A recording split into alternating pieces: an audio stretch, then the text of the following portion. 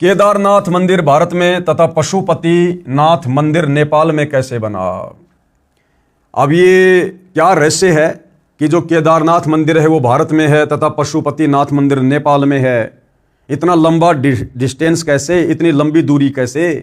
तो इसके लिए भी गुरुदेव भगवान हमें एक कथा सुना रहे हैं कि केदारनाथ मंदिर कैसे बना और नेपाल में पशुपतिनाथ मंदिर की स्थापना कैसे हुई।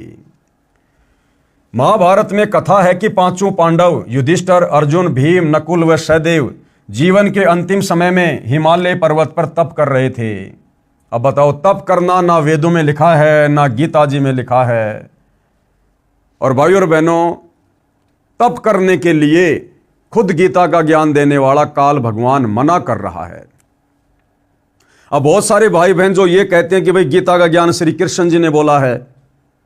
चलो आपकी बात बड़ी करते हैं, गीता का ज्ञान श्री कृष्ण जी ने बोला है, लेकिन गीता का ज्ञान देते समय श्री कृष्ण जी तो तप करने के लिए मना कर रहे हैं। श्री कृष्ण जी तो कह रहे हैं भैया तप करने वाला मुझे दुखी करता है, तप करने वाला मुझे दुखी करता है। अब यहां पर श्री कृष्ण जी पांडवों को खुद तप करने की सलाह दे रहे हैं कि भैया पांडवों, महाभारत के युद्ध में तुमने जो बंधुघात किया था, जो करोड़ों सैनिक मरवाए हैं, उनका पाप तुम्हारे ऊपर चढ़ा हुआ है। अगर तुम वो पाप धोना चाहते हो तो सारे के सारे पांडव अंतिम समय में हिमालय में जाकर तपस्या करके गल जाओ, समाप्त हो जाओ, शरीर छोड़ दो। तो एक तरफ तो तुम्हारे श्री कृष्ण जी गीता जी में तप करने को मना कर रहे हैं और दूसरी तरफ तुम्हारा वही कृष्ण पांडवों को तप करने की सलाह दे रहा है। तो ये दोगली बात कैसे? तो ये दोगली बात नहीं है। श्री कृष्ण जी को तत्व ज्ञान नहीं था। श्री कृष्ण जी का धार्मिक गुरु दुर्वासा था और दुर्वासा खुद शास्त्र विरुद्ध साधना करता था, घोर तप करता था। और महाभारत में अर्जुन को जो ज्ञान दिया गया था वो श्री कृष्ण जी के शरीर में प्रेत की तरह प्रवेश करके इस काल ब्रह्म ने दिया था। इसके अलावा भाई और बहनों और भी बहुत सारे रहस्य हैं कि वो तप करने से काल दुखी होता है या फिर वो पूर्ण परमात्मा सत्य पुरुष कबीर देव दुखी होता है। खैर ये बातें आपको धीरे धीरे समझ में आएंगे जो आप जी अध्यात्म में आगे बढ़ेंगे। लेकिन कहने का मतलब ये है, यदि हिंदू श्रद्धालुओं के अनुसार गीता जी का ज्ञान श्री कृष्ण जी ने बोला था तो भैया श्री कृष्ण जी तो गीता जी में तप करने वालों को ये कह रहे हैं कि उनको तो मैं आसुर योनियों में डालूंगा, नरक में डालूंगा जो तप करते हैं, क्योंकि तप करने वाले शरीर में विराजमान मुझ परमात्मा को भी दुखी करते हैं, वो कृष्ण करते हैं।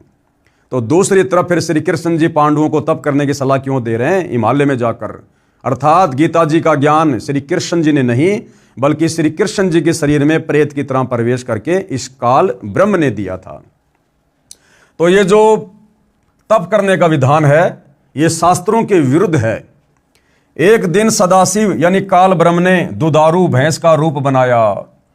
जब पांचों पांडव हिमालय क्षेत्र में तप आदि कर रहे थे तो उस समय ये जो काल ब्रह्म है जिसने गीता जी का ज्ञान दिया है, जो ब्रह्मा विष्णु महेश का पिता है, ज्योति निरंजन, जो गुप्त रहता है, अपने काल रूप में किसी को दर्शन नहीं देता परंतु भ्रमित यही करता है भक्ति और भगवान के नाम पर, साधनाओं के नाम पर, सारी शास्त्र विरुद्ध साधना यही करवाता है आप और हम जीवों को अपने षड्यंत्र में फांसे रखने के लिए।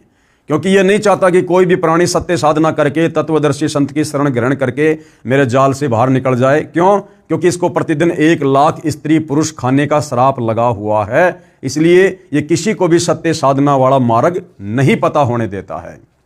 तो जब पांचों पांडव वहां पर थे तो उसी समय इस काल ब्रह्म ने, सदाशिव ने, ज्योति निरंजन ने, ब्रह्मा विष्णु महेश के पिता ने एक दूध वाली भैंस का रूप बनाया और उस क्षेत्र में घूमने लगा। भीम दूध प्राप्ति के मकसद से उसे पकड़ने के लिए दौड़ा तो भैंस पृथ्वी में समाने लगी। भीम ने भैंस का पिछला भाग मजबूती से पकड़ लिया जो पृथ्वी से बाहर शेष था, वह पत्थर का हो गया। जो भैंस का पिछला हिस्सा था वो कुछ देर बाद वो पत्थर का बन गया और बाहर ही रह गया, वह केदारनाथ बना। भैंस के शरीर के अन्य भाग जैसे अगले पैर, पिछले पैर आदि आदि जहां जहां निकले वहां पर अन्य केदार बने। ऐसे ऐसे 7 केदार हिमालय में बने।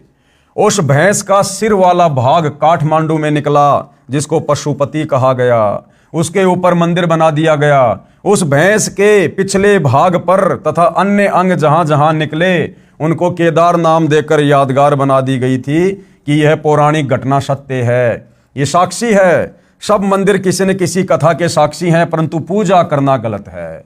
अब बताओ भाई, उस केदारनाथ में जाकर भैंस का पिछला हिस्सा, जो टट्टी पेशाब का हिस्सा है, मलमूत्र का हिस्सा है, उस भैंस के पिछले भाग को पूजने से क्या मिलेगा जो पत्थर की शिला है? ये विचार करने की बात है।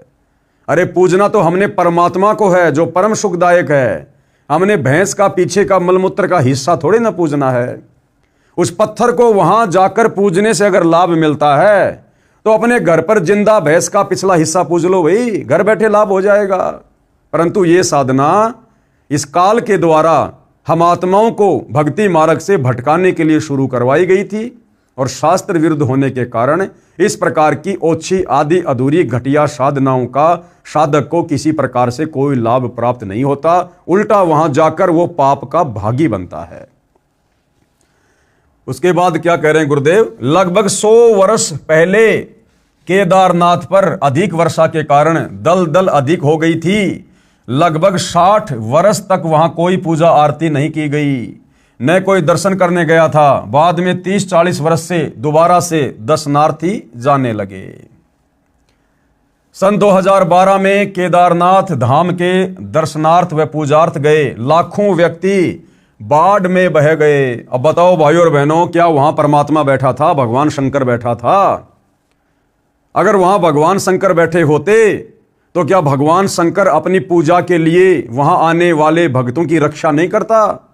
क्या उस घटना को भगवान शंकर टाल नहीं सकता था?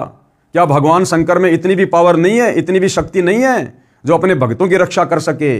लेकिन भाइयों और बहनों, ये शास्त्र विरुद्ध साधना है, और इस प्रकार की शास्त्र विरुद्ध साधना से भगवान शंकर भी नाराज होता है। इसलिए कई हजारों की संख्या में वहां पर श्रद्धालु मारे गए। परिवार के परिवार अंधश्रद्धा भक्ति करने वाले मारे गए। यदि ये साधना पवित्र गीता में वर्णित होती तो वहां जाने वाले श्रद्धालु मर भी जाते तो भी पुण्यों के साथ परमात्मा के दरबार में जाते, परंतु शास्त्र विरुद्ध भक्ति करते हुए ऐसे मरते हैं तो व्यर्थ जीवन गया।